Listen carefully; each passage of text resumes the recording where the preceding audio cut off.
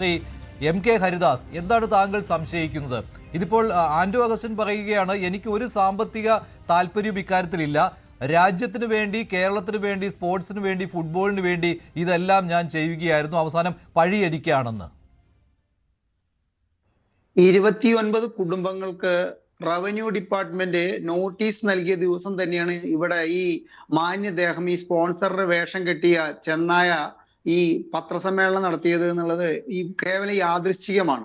അത് നമുക്ക് പറയാൻ പറ്റില്ല. കാരണം എന്താ വെച്ച് കഴിഞ്ഞാൽ അവിടെ ഇന്ന് 29 ആൾക്കാർ നിങ്ങളുടെ ചാനലുകൾക്ക് മുൻപിൽ പറഞ്ഞിട്ടുള്ളത് അവർക്ക് ഓരോരുത്തർക്കും 15 ലക്ഷം, 40 ലക്ഷം, 50 ലക്ഷം രൂപ അടച്ചിട്ടില്ലെങ്കിൽ പ്രോസിക്യൂഷൻ നടപടികൾ നേരിടണമെന്നാണ്. മിനിഞ്ഞാന്ന് ഇന്നലെയാണെന്ന് കൃത്യമായിട്ട് ഓർമ്മയില്ല, ഇന്നലെയാണെന്ന് തോന്നുന്നു, പ്രോസിക്യൂട്ടർ ഈ മരമുറി കേസുമായി, മുട്ടിൽ മരമുറി കേസുമായിട്ടുള്ള പ്രോസിക്യൂട്ടർ പറയുന്നത് അന്വേഷണം നേരായ വഴിക്കൊന്നും നടന്നിട്ടില്ല, അന്വേഷണ ഉദ്യോഗസ്ഥനെ മാറ്റിയതിലത്തെ ദുരൂഹത, അത്തരം പ്രശ്നങ്ങൾ. അപ്പോ ഈ സ്പോൺസർ ആരാ എന്നുള്ളതിൽ നിന്നാണ് ഇതിന്റെ തുടക്കം.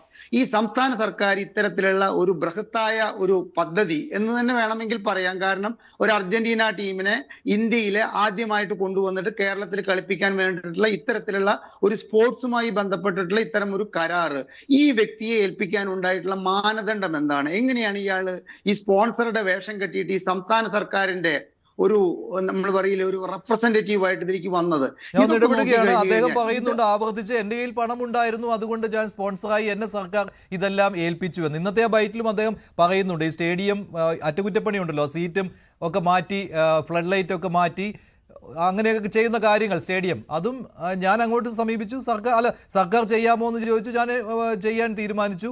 എൻ്റെ കയ്യിൽ ഞാൻ പണം മുടക്കി, സ്വന്തം കയ്യിലെ പണം മുടക്കി. അതായത് പണം മുടക്കുവാനുള്ള കഴിവ്, ആ ഒറ്റ മാനദണ്ഡമാണ് സർക്കാർ ഈ കാര്യത്തിൽ അവലംബിച്ചത്. ഈ സർക്കാർ എന്ന് പറയുന്ന സംവിധാനത്തിന്റെ കീഴിലാണ് GCDA. എന്റെ ഓർമ്മ ശരിയാണെങ്കിൽ ചന്ദ്രൻപിള്ള എന്ന് പറയുന്ന CITU നേതാവാണ് GCDAയുടെ ചെയർമാൻ.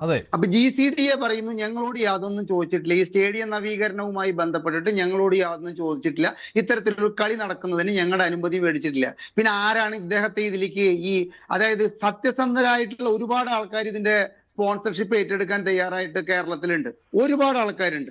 ഇനിയിപ്പോ അത് ഇത്തരത്തിലുള്ള സ്റ്റേഡിയം നവീകരണം വരെ ഇന്ന ആളാണ് ചെയ്തത് എന്ന് പറഞ്ഞു കഴിഞ്ഞാൽ അത് ഫ്രീ ആയിട്ട് ചെയ്തു കൊടുക്കാനുള്ള ആൾക്കാരുണ്ട്.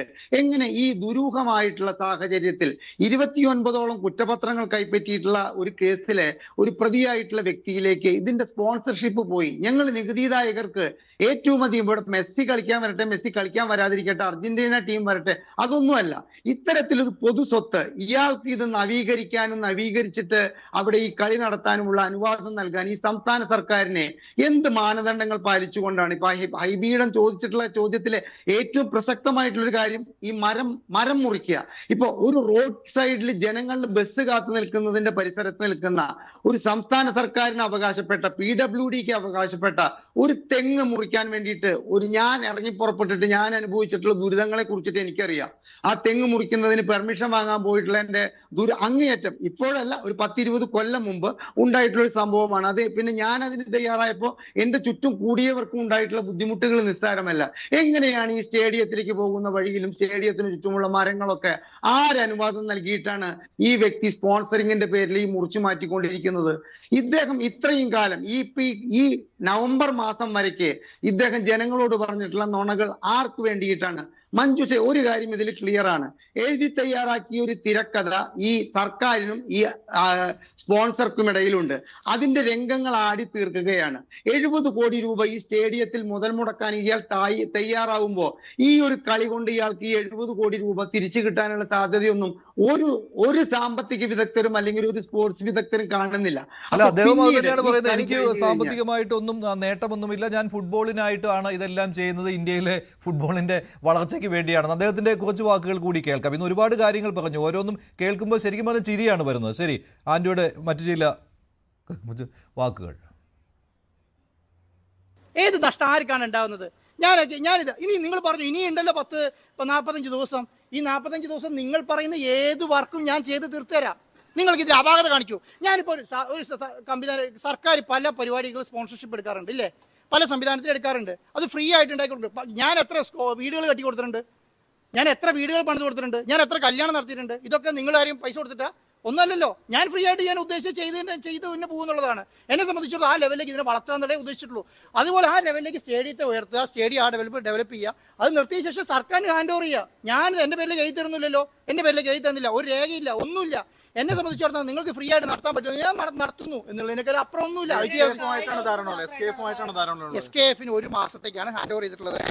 നവംബർ 30 GCA ഹാൻഡ് ഓവർ ചെയ്തത്. SKF അത് കളി നടത്താൻ വേണ്ടി അതിന് അപ്ഡേഷൻ ചെയ്യാൻ എന്നെ ഒരു മാസത്തേക്ക് നവംബർ 30 ഏൽപ്പിച്ചു. ആ 30 ഞാൻ പറഞ്ഞ കാര്യത്തിൽ ഉണ്ടെന്നല്ലേ പറഞ്ഞേ. അല്ല അതെനിക്കറിയില്ല. അല്ല അതൊക്കെ ഞാൻ പറയുന്നത് എന്താ അറിയോ, നമുക്ക് ഒരു മാസത്തേക്ക് സ്റ്റേഡിയം തന്ന് കളി തീരുമാനിച്ചത് സർക്കാരാണ്. ആ ഒരു കളി തീരുമാനിച്ചതിനുള്ള എല്ലാ ഒരുക്കങ്ങളും ഇവിടെ പൂർത്തീകരിക്കും. ഇനി കളി എന്താ, ഇപ്പൊ എന്താ സംഭവിച്ചിട്ടുള്ളത്? നിങ്ങൾ ആഘോഷിക്കുന്ന എങ്ങനെയാ? മെസ്സി വരില്ല എന്ന് പറഞ്ഞിട്ടല്ലേ, അർജന്റീന വരില്ല എന്ന് പറഞ്ഞിട്ടല്ലേ. ഞാൻ അങ്ങനെയാണോ പറഞ്ഞത്? ഞാൻ പറഞ്ഞെന്താ, മാർച്ച് മാസത്തേക്ക് കളി മാറ്റി വെക്കുമെന്ന് മാത്രമേ ഞാൻ പറഞ്ഞിട്ടുള്ളൂ. അതിനപ്പുറത്തെ അടുത്ത അല്ല ഒരു മിനിറ്റ് എന്താ 100% ഉറപ്പുള്ളതുകൊണ്ടാണ് ഉണ്ടെന്ന് പറയുന്നത്. 100% ഉറപ്പുണ്ട്. നിങ്ങൾക്ക് 2 മാസത്തിലെ ഉറപ്പ് ഞാൻ തന്നെ വന്ന് പറഞ്ഞല്ലോ, ഇതിന്റെ ഈ കാര്യങ്ങളാണെന്ന് ഞാൻ പറഞ്ഞല്ലോ. എന്നെ സംബന്ധിച്ചിടത്തോളം എന്താ ഈ അർജന്റീന ഫുട്ബോൾ അസോസിയേഷനും ഓസ്ട്രേലിയയുമായിട്ടുള്ള ധാരണ ഉണ്ടാക്കി നമുക്ക് ഫിഫ അപ്രൂവൽ കിട്ടിയിട്ടില്ല. ഫിഫ അപ്രൂവൽ അടുത്ത ഡേറ്റിനുള്ളിൽ ഈ വർക്ക് കംപ്ലീറ്റ് ചെയ്ത് എടുക്കും. എന്നിട്ട് കളി നടത്താൻ വേണ്ടി ശ്രമിക്കും, അല്ലെങ്കിൽ കളി നടത്തും. ഞാൻ എന്തായാലും 2-3 ദിവസത്തിനുള്ളിൽ ക്ലാരിറ്റിയോടുകൂടി ഇത് പറയും. ഇനി ഉണ്ടോ ഇല്ലയോ, ഉണ്ടെങ്കിൽ ഉണ്ട്, ഇല്ലെങ്കിൽ ഇല്ല. മെസ്സി വരുമെങ്കിൽ ഇല്ല, ഇനി മെസ്സി വരുമെങ്കിൽ അർജന്റീന വരുമെങ്കിൽ അർജന്റീനയെ കൊണ്ട് തന്നെ അവരെ കൊണ്ട് പറയിപ്പിക്കും. വരുന്നുണ്ട്, ഇല്ല എന്ന് പറയും.